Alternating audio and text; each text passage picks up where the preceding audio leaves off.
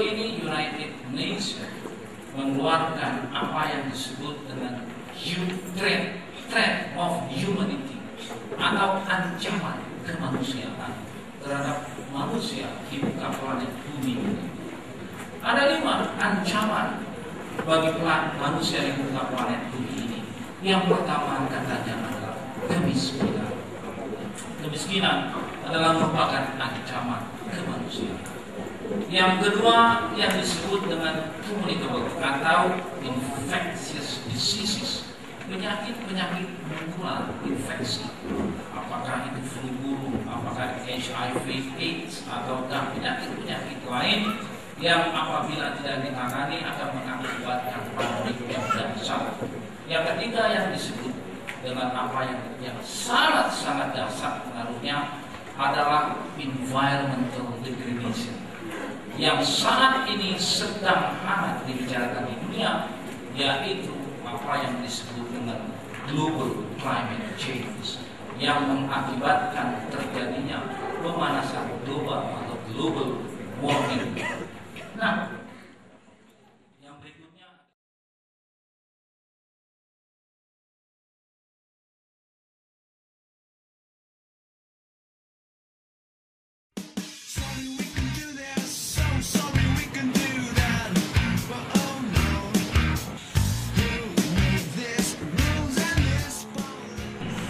inilah Bandung, di mana gue sekarang hidup.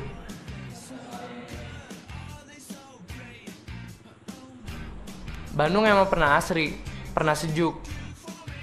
Tapi sekarang itu kayaknya udah jadi carita baheula euy.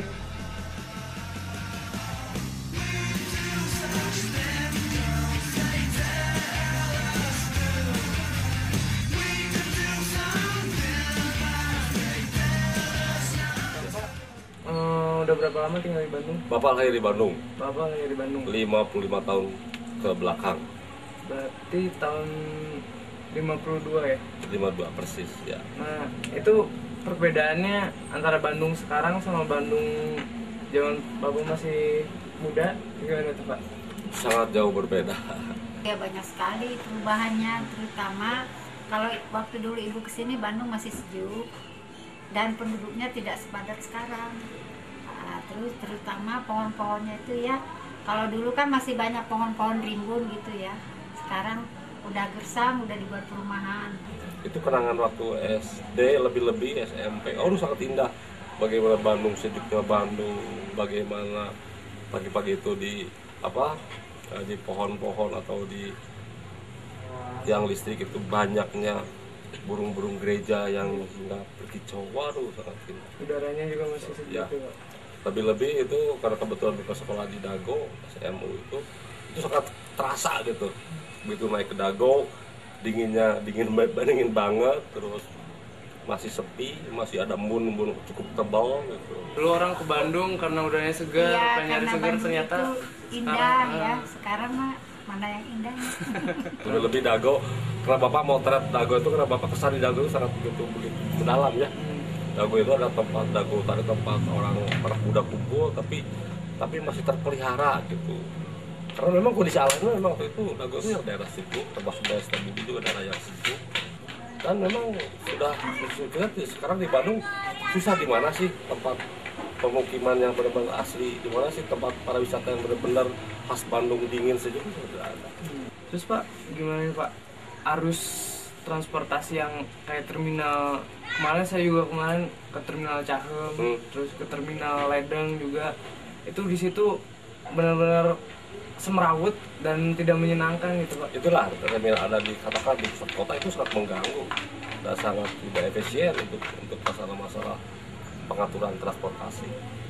Cisahem sekarang udah yang macet, lebih panjang udah yang macet. Yang kota Bere itu di pusat kota.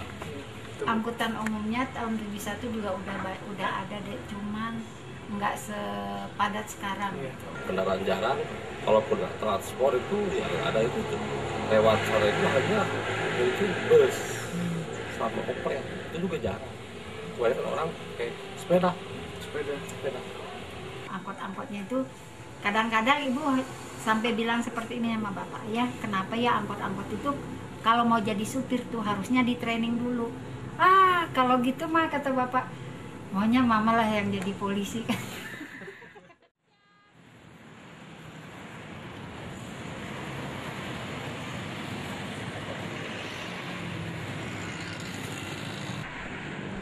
Ngomong-ngomong soal Bandung, gue jadi malu juga sih. Apalagi kalau inget sikap orang Bandung yang makin apatis sama masalah kota ini. Padahal, kita juga nyumbang kesalahan sama lingkungan. Misalnya global warming.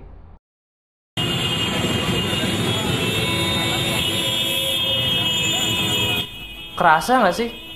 Bandung tuh makin macet aja belakangan ini. Dan ternyata ya, kemacetan ada kaitannya sama global warming. Kira-kira apa sih yang paling bikin Bandung macet? Angkot. Kayaknya jalannya terlalu banyak ya, persimpangan gitu. Banyak pengendara dari luar Jakarta. Motor sekarang kan motor murah, jadi banyak gitu. Mungkin jadi macet, terus jalannya emang di Bandung nggak terlalu lebar. Kayaknya sih pertama volume kendaraannya, kedua yang pakai kendaraannya nggak tertib gitu. Ya mungkin kalau menurut saya kemacetan di Bandung itu kebanyakan disebabkan oleh angkot.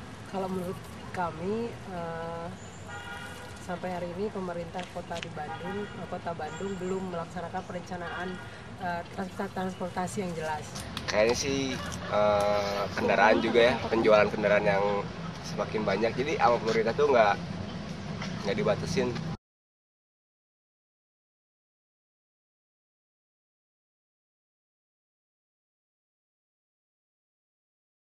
Bandung emang identik dengan angkot. Ada sekitar 5 ribuan angkot yang beroperasi di Bandung dengan warna yang berbeda-beda.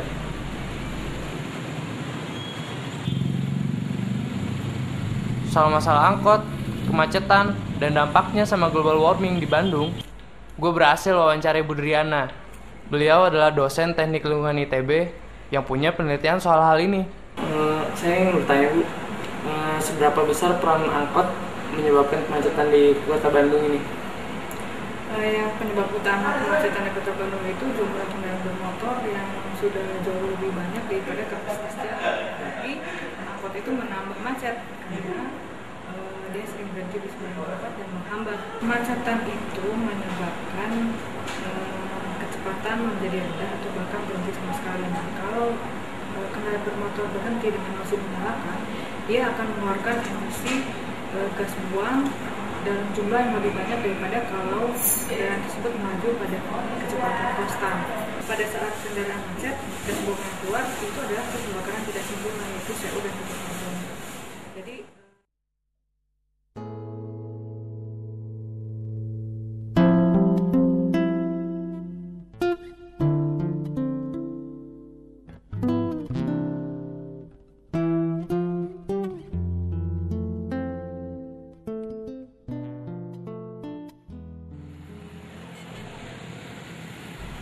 Nama gue Yudhistira Purwanto.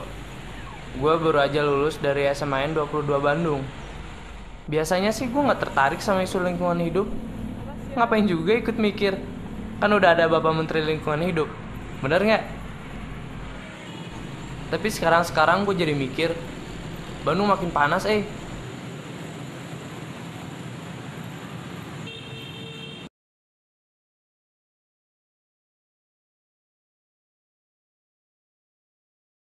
Lihat aja kalau siang gini, Bandung ketutup sama asap. Keadaan kotanya rudet pisan, sesek. Asma gue aja jadi sering kambuh.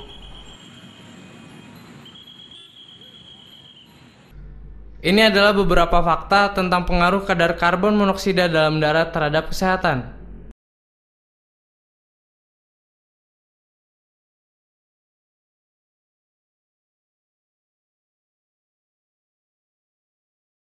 Yang ngerinya, kalau kadar CO sampai 10-80% dalam darah, bisa menyebabkan kematian.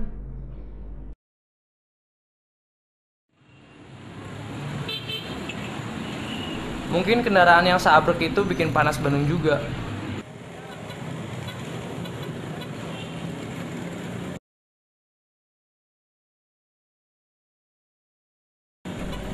Belum lagi perilaku angkot di Bandung yang nggak tertib, nama bikin macet Bandung aja.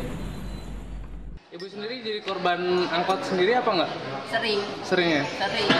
Kalau angkot mah ganas. Ganas. Iya ganas. Jadi walaupun udah ada lampu merah mah tetap aja nggak biasanya gitu. Ya pokoknya berhentinya kadang, depan masih ada apa gitu, langsung motong jalan aja gitu. Kadang telat ngasih sen kanan atau sen kiri gitu, parah juga. Angkot kalau dia tertib sih sebetulnya kalau masalahnya dia suka berhenti di tengah jalan itu ya, jadi bikin macet. Angkot ya gitu deh, ada yang benar sih, cuma kebanyakan sih yang sembarangan gitu, ngetem seenaknya gitu, kebanyakan gitu. Di lampu merah juga kadang-kadang kalau lagi itu kan suka berhenti gitu halangnya.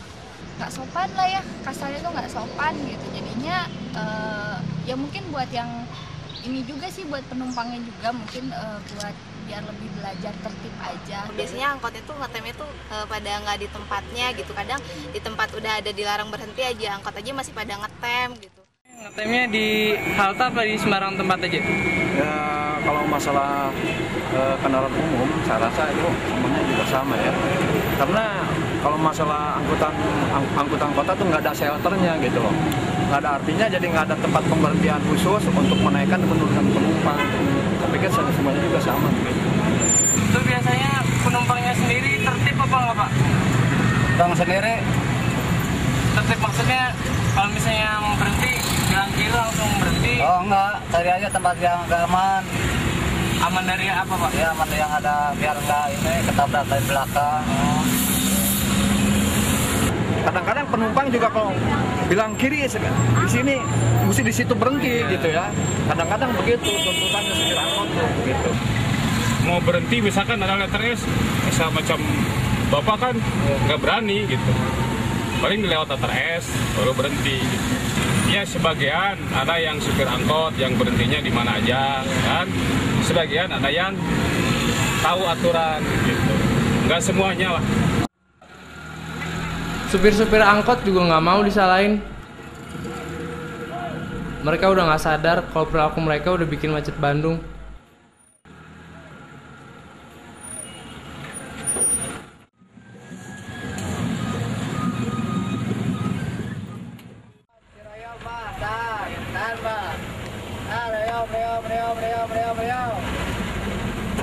Lagi di samping ini Pak.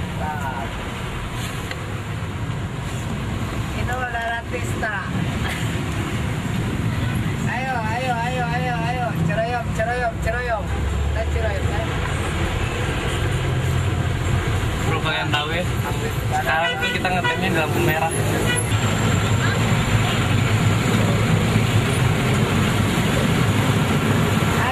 Oh iya, lampunya udah hijau tapi kita masih